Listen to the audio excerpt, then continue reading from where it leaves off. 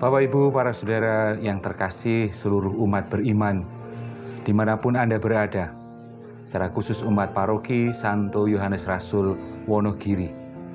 Kita telah memulai novena Santo Yusuf yang pertama, dan kita akan masuk dalam novena yang kedua. Secara khusus dalam novena Santo Yusuf kali ini, kita sebenarnya diajak untuk merenungkan dari buku Patris Corde.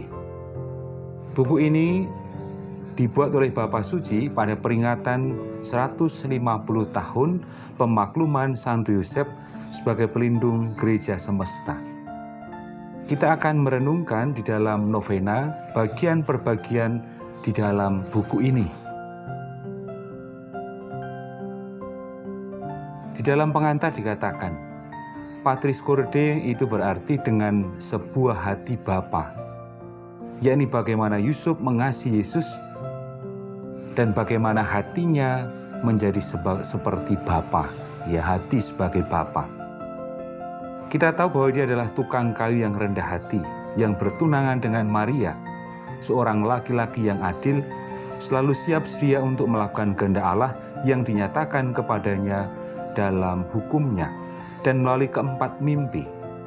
Sesudah perjalanan panjang dan melelahkan dari Nazaret ke Bethlehem, ia melihat Mesias yang lahir di sebuah kandang, karena di mana-mana tidak ada kamar untuk mereka.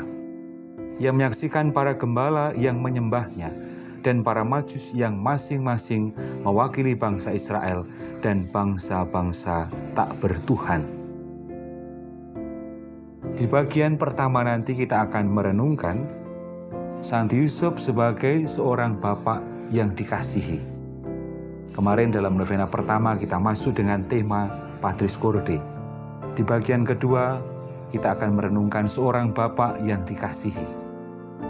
Santo Paulus ke-6 menuliskan di sini, dengan menjadikan hidupnya sebagai suatu pelayanan, sebuah pengorbanan kepada misteri inkarnasi dan misi penebusan yang disatukan di dalamnya, dengan menggunakan kuasa hukum yang dimilikinya atas keluarga kudus untuk menjadikan hal itu sebagai persembahan total dirinya, hidupnya, dan pekerjaannya, dengan mengubah panggilan manusiawinya untuk kasih rumah tangga, menjadi persembahan istimewa dari dirinya, hatinya, dan semua kemampuannya. Suatu kasih yang ditempatkan pada pelayanan bagi Mesias yang bertumbuh kembang di rumahnya. Mengapa dikatakan Santo Yusuf sebagai seorang bapak yang dikasihi? Karena justru dari pelayanannya, dari pengorbanannya, dari perannya dalam sejarah keselamatan, maka kita sangat mengasihi Santo Yusuf.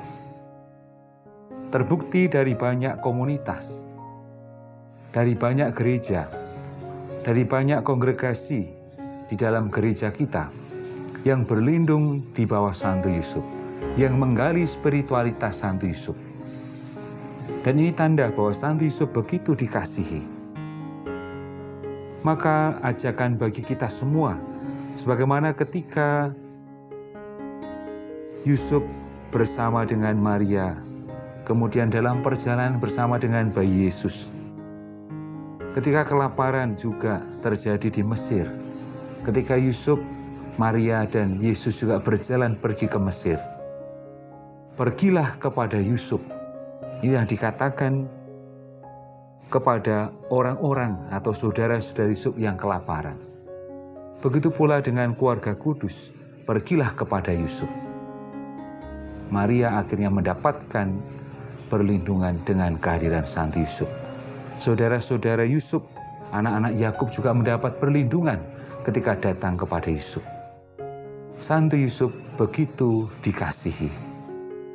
Maka kita ingin selalu membangun semangat ini, mengasihi Santo Yusuf di dalam hidup kita, menjadi seorang bapak yang dikasihi, atau bagi kita juga memiliki semangat kebapaan, sehingga kita pun juga siap mengasihi dan kita juga akhirnya merasakan pengalaman dikasihi. Maka para saudara yang terkasih, novena yang kedua kita ingin merenungkan hal ini. Bagaimana Yusuf sebagai bapak yang dikasihi karena perannya yang luar biasa. Dan kita pun juga ingin agar kita ikut ambil bagian dalam peran itu dalam hidup kita sehari-hari. Anda yang sebagai orang tua, ambillah peran itu dengan sungguh-sungguh. Anda yang sebagai suami dan istri, ambillah peran itu dengan sungguh-sungguh. Dalam tugas dan pekerjaan, ambillah peran itu dengan sungguh-sungguh. Dan rasakanlah bahwa kita semua juga dikasihi. Semoga melalui permenungan novena yang kedua ini, kita semakin masuk lebih dalam untuk melihat pribadi Santo Yusuf dan semakin meneladaninya untuk mengasihi Yesus. Tuhan memberkati Anda semua dalam nama Bapa dan Putra dan Roh Kudus. Selamat merenung.